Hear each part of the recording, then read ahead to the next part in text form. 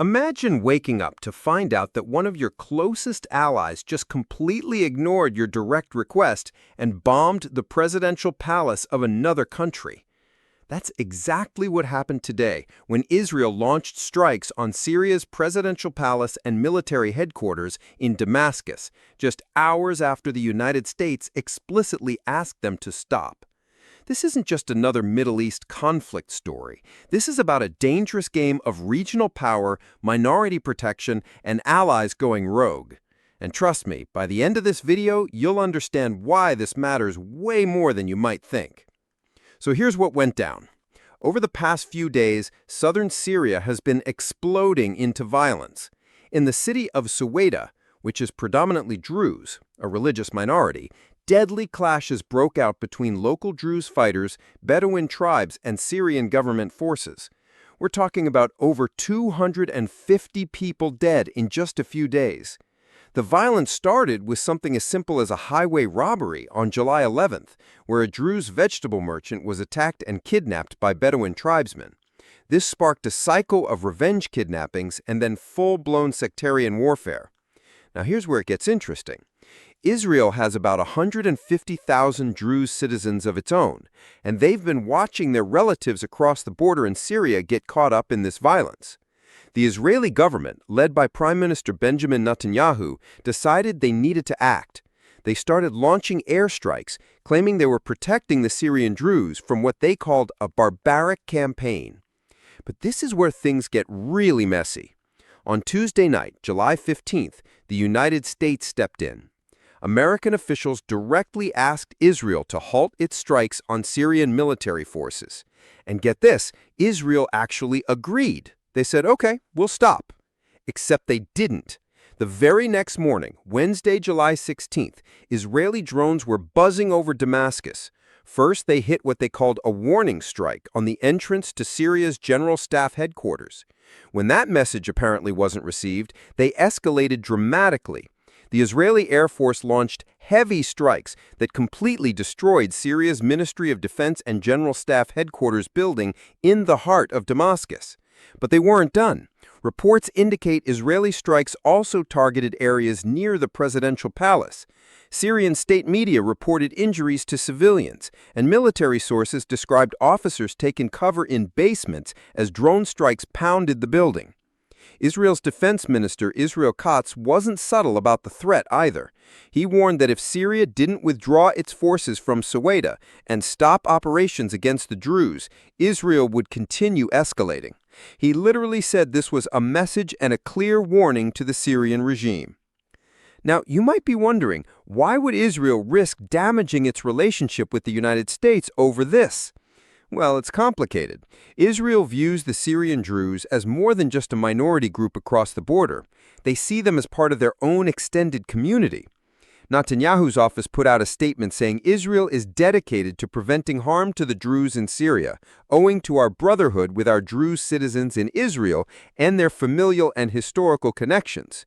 But here's what's really happening beneath the surface. Since the fall of Bashar al-Assad's regime in December 2024, Syria has been under new leadership. The transitional government, led by Ahmed al-Shara and his group Hayat Tahrir al-Sham, which used to be affiliated with Al-Qaeda, has been struggling to maintain control. Israel doesn't trust this new government at all. They see it as a potential threat, especially since it's a Sunni Islamic group. What makes this even more dramatic is what happened on the ground during these strikes. While the Israeli jets were bombing Damascus, chaos erupted at the border. Several hundred Israeli Druze actually crossed into Syria in protest, forcing the Israeli military to scramble to get them back. The IDF admitted they were completely unprepared for this. Can you imagine? Citizens just walking across an international border into a war zone because they're so upset about what's happening to their relatives? The Syrian government, for its part, condemned the Israeli strikes as violations of international law. They had announced a ceasefire in Suwaida on Tuesday night, claiming they were trying to restore order. But that ceasefire collapsed almost immediately, with both sides blaming the other. Here's what's really fascinating about this whole situation. Israel has essentially drawn its own line in the sand. They've unilaterally declared southern Syria a demilitarized zone and said Syrian forces can't operate there. Syria obviously rejects this completely. They say it's their sovereign territory and Israel has no right to dictate where their military can go. The human cost of all this is staggering.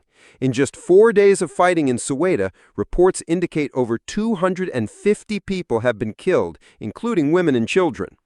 The Syrian Observatory for Human Rights reported that 138 soldiers and security personnel were among the dead, with at least 21 people killed in what they called field executions. What we're witnessing here is a perfect storm of regional tensions. You've got minority groups feeling threatened, a weak transitional government trying to assert control, Israel flexing its military muscle, and the United States trying unsuccessfully to play mediator. The bigger picture, this shows just how fragile the situation in Syria remains. Even though the civil war supposedly ended with Assad's fall, the country is still a powder can. Different groups, Druze, Alawites, Sunnis, Christians, are all trying to find their place in this new Syria, and neighboring countries like Israel are more than willing to intervene when they feel their interests are threatened. What happens next could set the tone for the entire region. Will Syria's new government be able to establish control and protect minorities? Will Israel continue its strikes despite American objections? And most importantly, can anyone stop this cycle of violence before it spirals completely out of control? One thing's for sure, when your closest ally tells you to stop bombing a country and you do it anyway, that sends a message, not just to Syria, but to the entire world. Israel is saying loud and clear that when it comes to protecting what it sees as its people, even America can't tell it what to do. This story is still developing, and the consequences could reshape Middle Eastern politics for years to come. What do you think? Is Israel justified in protecting the Druze, or are they overstepping by bombing a sovereign nation? Let me know in the comments below. Like and subscribe if you enjoyed the video.